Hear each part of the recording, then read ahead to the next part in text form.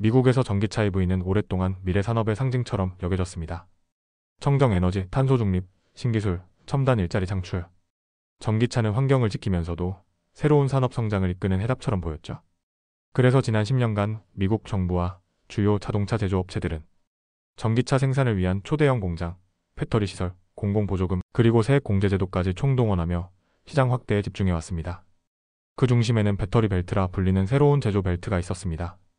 미국 남부와 중서부에 대규모로 건설된 전기차 공장과 배터리 시설들, 이 지역들은 새로운 산업 중심지로 주목받았고 수천 명의 일자리와 수십억 달러의 투자가 약속되었습니다. 하지만 지금 이 산업 벨트 전체가 흔들리고 있습니다. 그 이유는 단 하나, 수요 감소와 정책 변화입니다. 배터리 벨트라는 용어는 조지아, 테네시, 인디애나, 켄터키 등 미국의 중부와 남부 지역에 걸쳐 있는 전기차 및 배터리 생산 허브를 일컫습니다. 이 지역들은 상대적으로 땅값이 저렴하고 인건비가 낮으며 친기업적 정책이 시행되는 공화당 주가 많기 때문에 기업들의 투자가 몰리기 시작했습니다.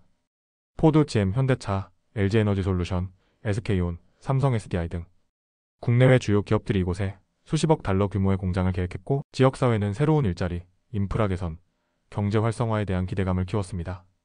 하지만 이 기대는 전기차 수요가 계속해서 증가할 것이라는 전제 위에 세워졌습니다. 그리고 바로 그 전제가 지금 흔들리고 있습니다. 대표적인 사례가 바로 포드의 테네시 스탠튼 전기차 공장 프로젝트입니다.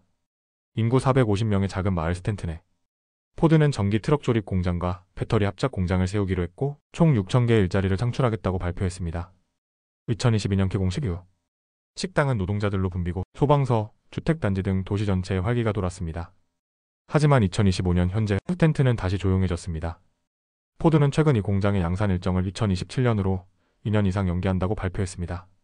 공장 가동은 빠르면 2028년부터 가능할 것으로 보이며 이 역시 추가 연기 가능성이 있습니다. 포드는 시장 수요에 따라 일정을 조정한다고 했지만 지역 주민들 사이에서는 포드가 아예 공장을 포기하는 것 아니냐는 우려까지 나오고 있습니다. 이러한 불확실성은 포드뿐 아니라 배터리 벨트 전반에 영향을 주고 있습니다. 그렇다면 왜 EV 수요가 예상보다 빠르게 줄어들고 있을까요? 가장 큰 이유는 미국 정부가 그동안 전기차 보급 확대를 위해 시행해온 7,500달러 세액 공제 제도가 2025년 9월 말 종료됐기 때문입니다. 이 공제는 전기차 가격이 비싼 현실 속에서도 소비자 부담을 줄여주는 핵심 인센티브 역할을 해왔습니다. 공제가 사라지자 EV 구매 매력이 떨어졌고 판매량은 빠르게 둔화되고 있습니다. 여기에 더해 부족한 충전 인프라, 배터리 수명에 대한 불안, 장거리 주행의 제약, 아직 높은 차량 가격이 겹치며 소비자들은 풀 EV 대신 하이브리드 차량이나 내연기관차로 다시 돌아서는 현상을 보이고 있습니다. 문제는 EV 수요가 줄고 있음에도 불구하고 미국은 이미 너무 많은 전기차 공장을 지어놨다는 점입니다.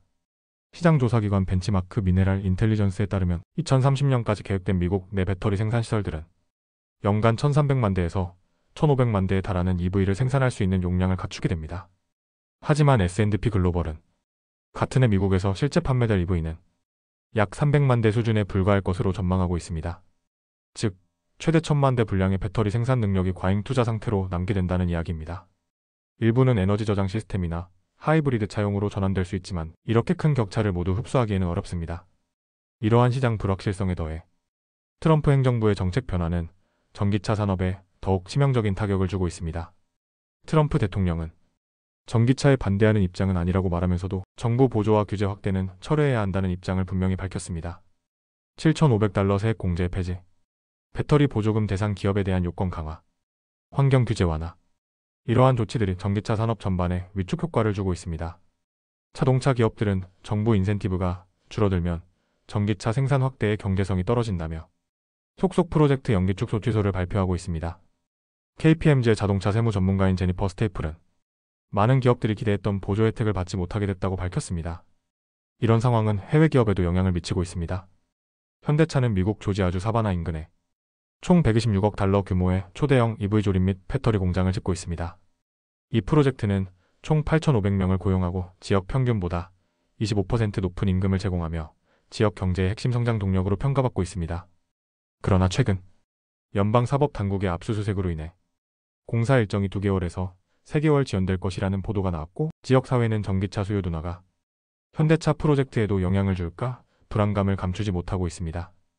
다행히 현대차는 하이브리드 등 다양한 파워트레인을 통해 시장 변화에 유연하게 대응할 준비가 되어 있다고 밝혔지만 프로젝트 전반의 불확실성은 여전히 존재합니다.